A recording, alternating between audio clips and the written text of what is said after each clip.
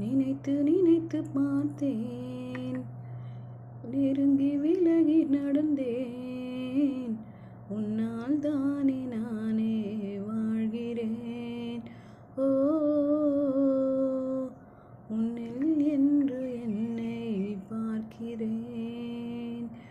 எடுத்து படித்து முடிக்கும் முன்னே எரியும் கடிதம் எதற்கு பெண்ணே? உன்னால் தானே நானே வாழ்கிறேன். அமர்ந்து பேசும் மரங்களும் நிழலும் உன்னை கேட்கும், எப்படி சொல்வேன்?